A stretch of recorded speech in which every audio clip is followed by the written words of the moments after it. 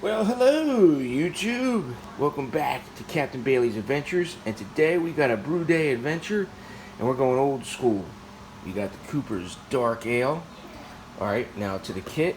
You just had their brew enhancer. They recommended brew enhancer 3, which has basically a little bit of, light malt extracts, some maltodextrin, and maybe some dextrose. So it boosts the alcohol to the can, but not enough for the captain. So we also got 3 pounds of pale malt extract, and to give the brew a little more body, a little more, maybe some flavor and color. We're gonna do some steeping grains, and we got about a pound of Maris Otter and a half pound of Vienna malt. So Captain's got his cup of Joe here. We're just gonna start the stove up. I filled this last night with about 3 gallons of water, so not that much water.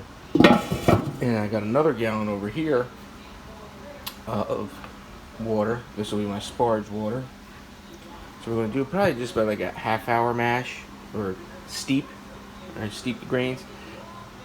I'll pull the bag out, and what I'm gonna do is, instead of just I'll drain it like I always do, but instead of taking my ladle, which will be that or something like that, and just pouring it over the grains, because this is such a small amount of grains, I'll be able to lift that bag out. I'm just going to dip it in here a couple of times, kind of wash the grains that way in this hot water for my sparge, and then I'll dump all that back into here. That'll bring the level back up to probably about 4 gallons, and I got 2 gallons of 1 gallon so far of these in the fridge cold with water, and I gotta get this one up because the sink water in my neck of the woods is full chlorine during this time of year, and I didn't get a chance to get out and get bottled water, so look, I gotta do that. This is the only filtration system I got is off the fridge. So that's why I filled those pots last night, because to get this thing up to a gallon of water, it's quite the task. So I'll bring you back when we get through our next step. I'm gonna finish this cup of coffee. Here, there, we're at 159, 160. This is gonna keep on climbing.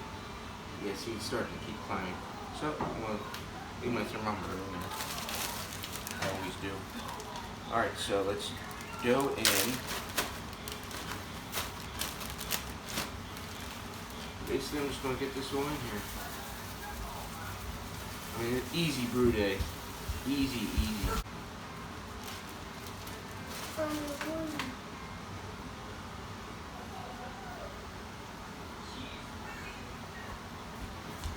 Get this all mixed in.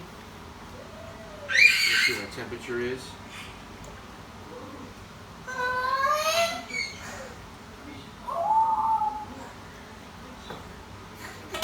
And we're just doing a half hour thing.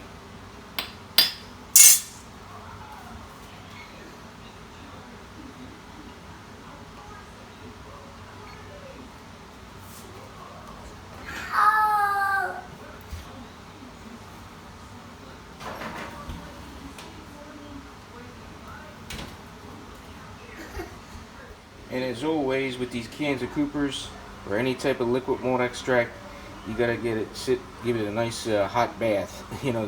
Loosen all that stuff up. All right, so we sparged. All right, I soaked it in there and I poured that water back into here.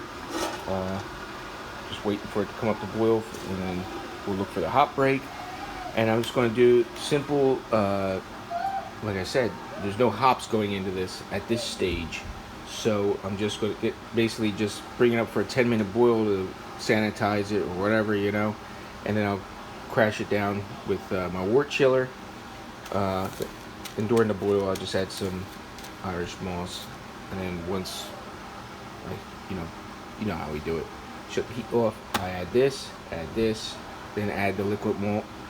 Now for the hops, I love Fogo hops.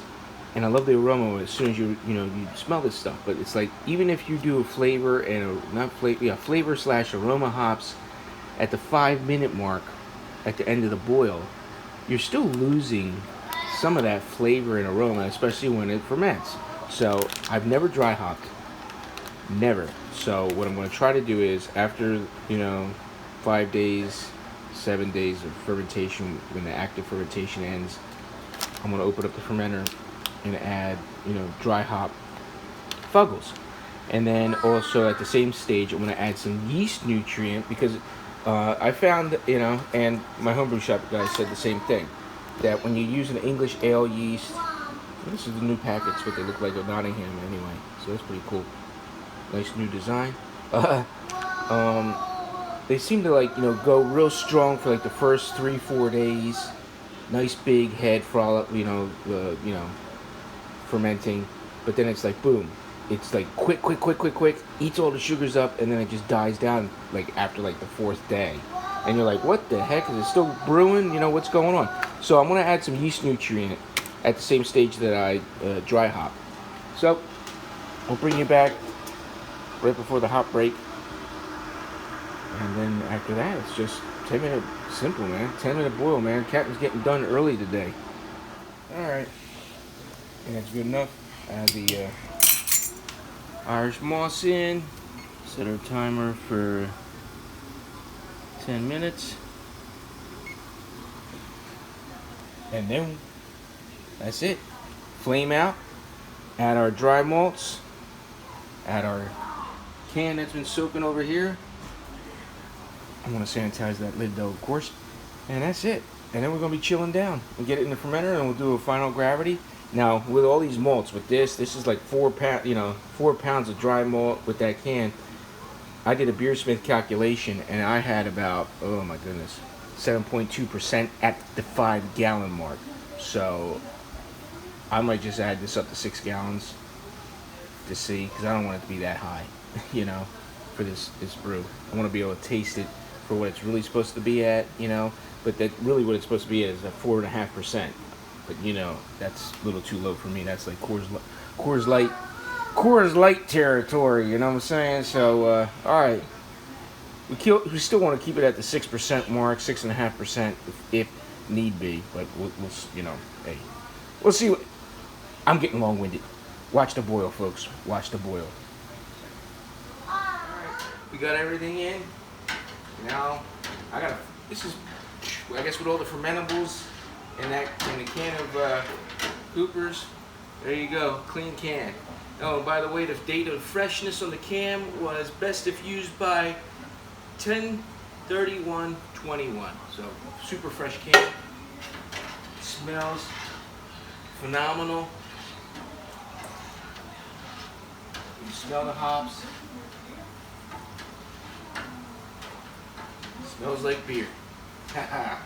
Alright, so we're just going to keep, this is what I normally do, wort chiller in, and hopefully my water gets this down to about 70,